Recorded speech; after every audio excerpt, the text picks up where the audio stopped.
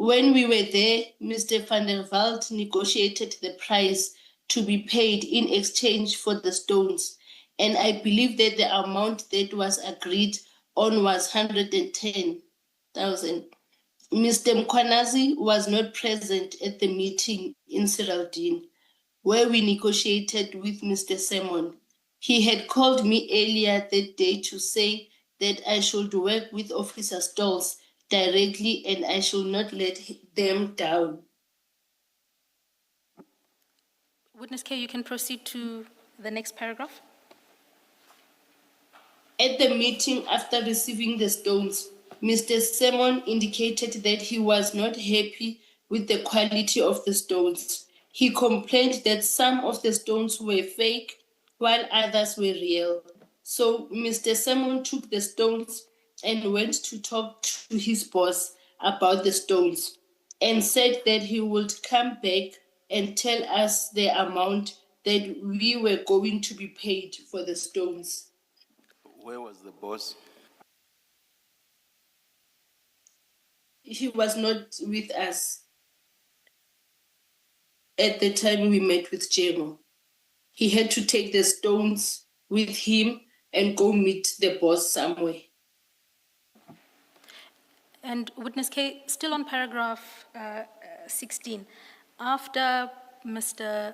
Django had told you that he was not happy with the quality of the stones and left them, did you at any stage after that update Mr. Mkwanazi, as you indicate that he was not present at that meeting in Seraldine? Yes, I did speak to him. And what did you share with him? What did you tell him?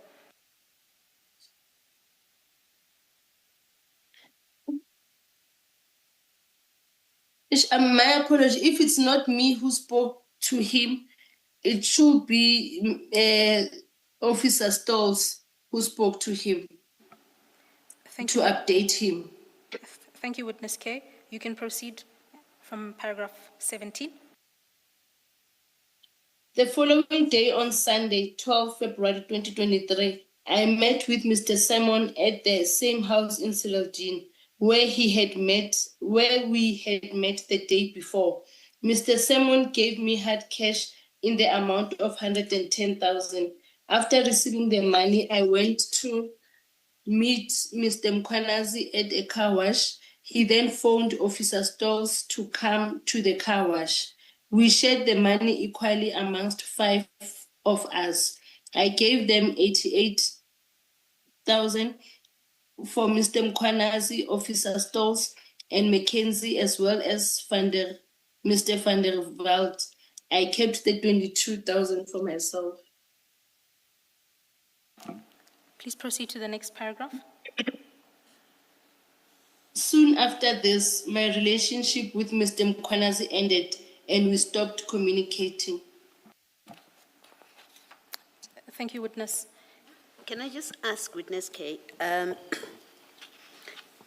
why were you confident that to do this with Mr. Simon? Why were you not afraid that he might be setting you up or that he could report you? What was the nature of the history of your relationship with him?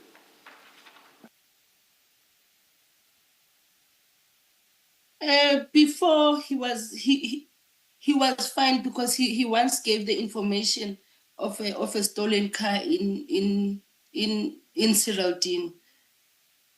So I didn't have any doubts that he might give something that is not there on that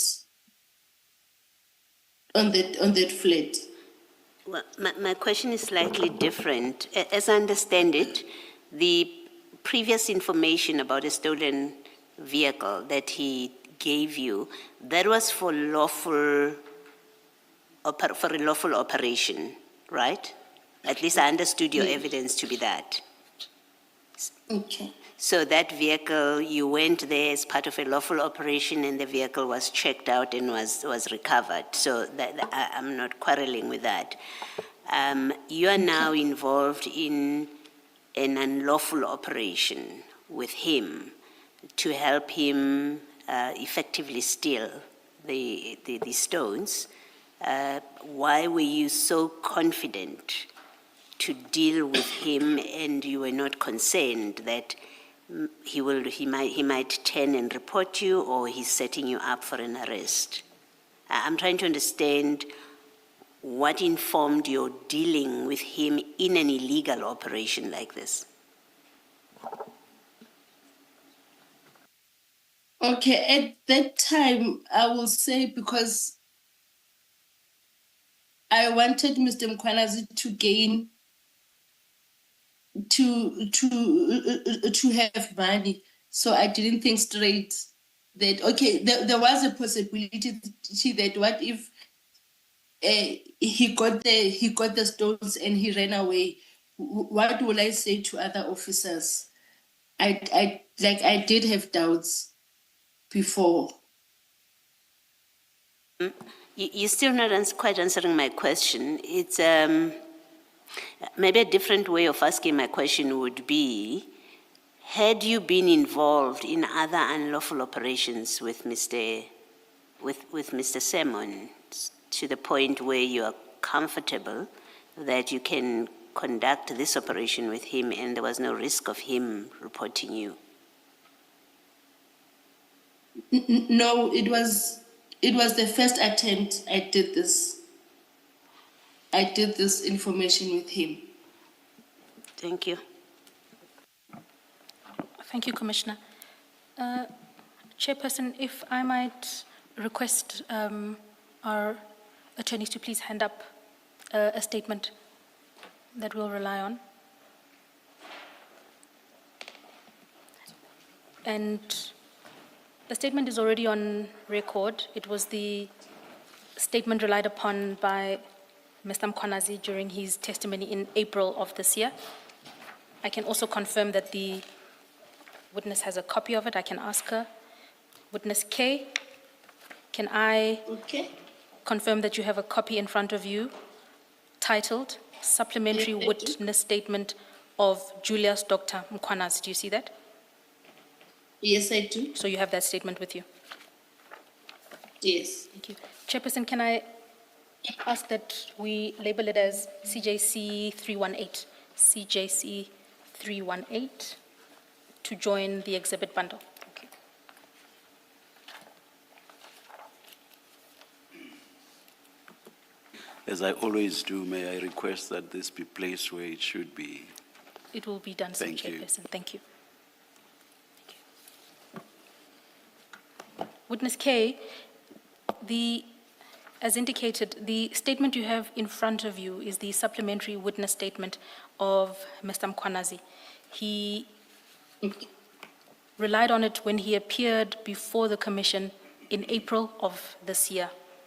Just to place on record, for purposes of the record keeping, he particularly spoke to this statement on the 14th of April earlier this year, and it's reflected in page 170 of the transcript.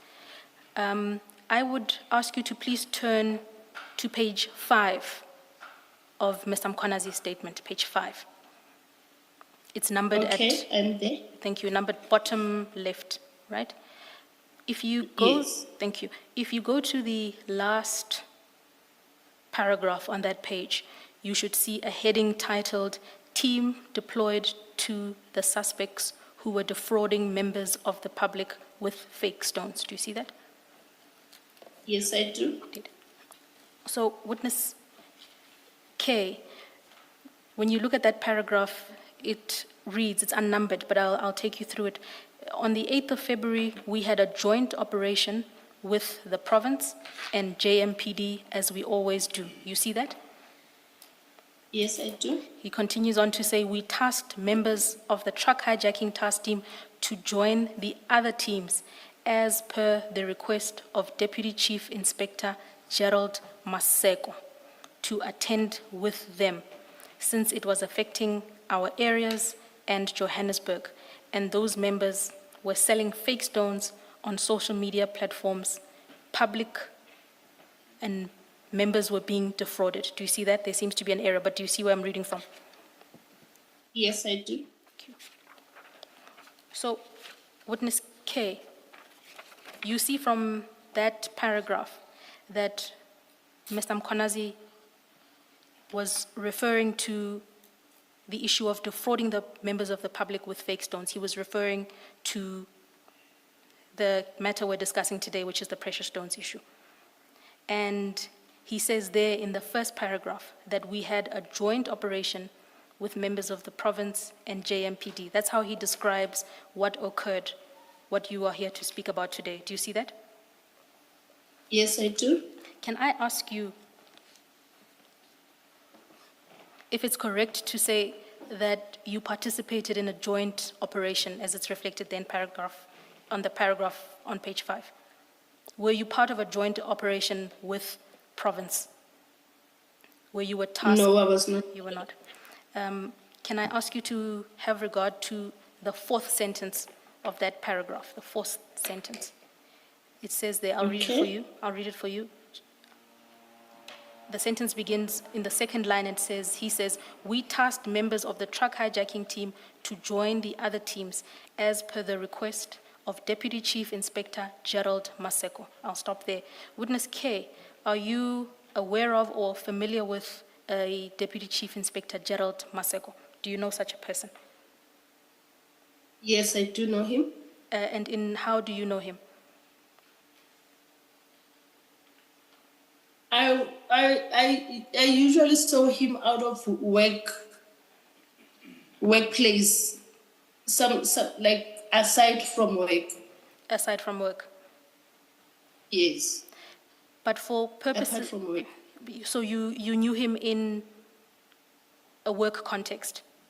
Am I understanding you or not? I knew him as? You knew him in a professional context. You knew him from work.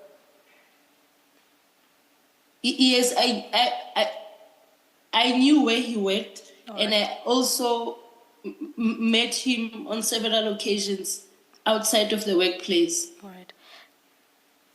Is he JMPD or was he JMPD? No, he's not JPD. Who is he employed by, at least at this time? He was working for province. Traffic Department, Gauteng. Yes. Thank you. Thank you, Commissioner. Let me ask this question. Did you see Deputy Chief Maseko on the day in question? No, I didn't. Are you aware that at some point during the day, both him, allegedly, and Commissioner Mkhwanazi went to the address in Killarney? With him? Yes. No, I was not aware. Are you aware that Commissioner Mkhwanazi was at the address in Killarney while the operation was taking place?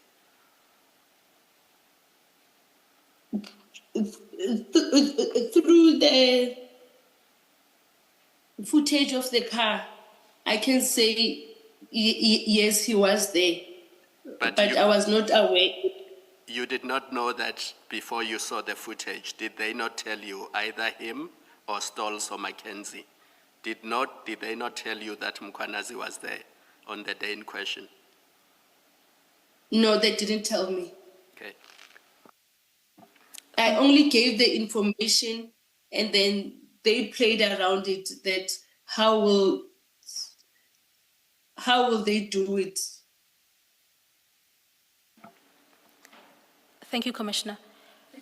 Witness K, with reference to your knowledge of Deputy Chief Inspector Maseko, the question is, had you received a request from Deputy Chief Inspector Maseko to join or to attend at this joint operation as indicated by Mr. Mkhwanazi? Did you participate in a joint operation at the request of Deputy Chief Maseko on the day?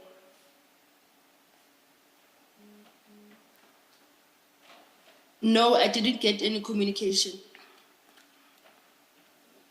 And Witness K, you cannot be part of a joint operation as a JMPD officer in circumstances where, as you've testified, you were off duty on the day. Is that correct?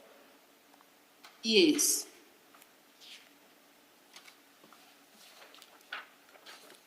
If you turn the page over of that statement, Okay. Mr. Mkhwanazi sets out in some detail what happens on the day. But if I'll draw your attention to the second paragraph from the top of the page where he says, "But the briefing I got in the afternoon was that all paperwork was then handed over to the other team members." Did you receive any paperwork later that day related to the so-called joint operation? No, I didn't get anything.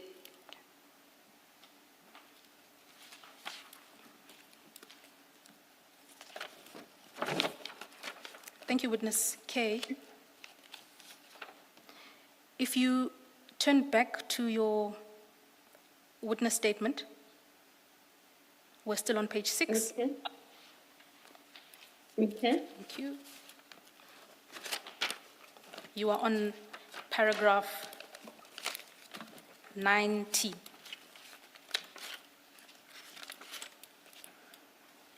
Okay.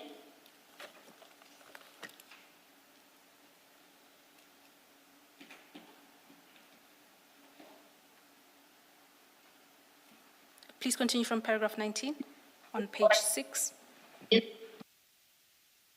Yes, I'm there. You can read from paragraph 19, please. Okay.